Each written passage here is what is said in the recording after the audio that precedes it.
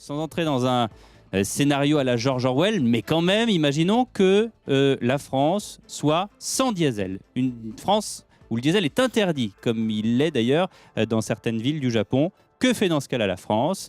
Que fait PSA avec ses 202 000 emplois? PSA qui, depuis le début des années 80, produit la fine fleur des moteurs diesel au monde. Est-ce qu'on ferme? Est-ce qu'on met tout le monde dehors? Quelles sont les conséquences? Quels sont les impacts? Bonjour Thomas Porcher. Bonjour. Merci d'être avec nous en studio. Vous êtes économiste, spécialiste justement de tous ces domaines que sont le pétrole, le carburant, l'industrie. Est-ce que, franchement, la fin du diesel en France, c'est jouable? Oui, c'est jouable. Ça aurait été beaucoup plus jouable si on l'avait fait plus tôt, hein.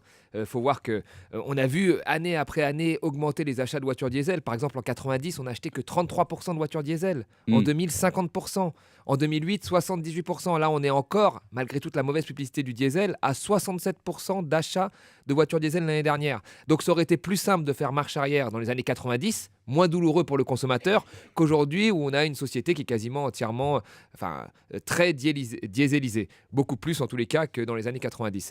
Donc c'est possible, il faut le faire parce que c'est une raison, il y a des raisons réelles derrière, notamment de santé publique, mais ça va être plus difficile pour les consommateurs qu'il y a une dizaine d'années. Vous faisiez l'historique, vous parliez des dernières années, mais vous savez comme moi que dans les années 50, quand la SNCF s'est retrouvée avec des stocks de mazout à ne plus savoir qu'en faire, Monsieur De Gaulle avec Monsieur Peugeot ont imaginé une voiture diesel et du coup on a pu écouler les stocks de mazout. Oui, c'est à peu près ça. Il y a eu un consensus, c'est vrai, entre politiques, constructeurs automobiles, même raffineries. Mais dans les années 90, c'était plus d'actualité tout ça. Hmm. Et je veux dire, depuis 1980, par exemple, les raffineries doivent importer du gazole de l'étranger. Alors qu'à l'époque, c'était un avantage qui leur avait été donné pour qu'elles puissent écouler leur stock de gazole. Donc vous voyez, on voit bien qu'il y a eu un moment, un laps de temps, où les politiques ont laissé aller.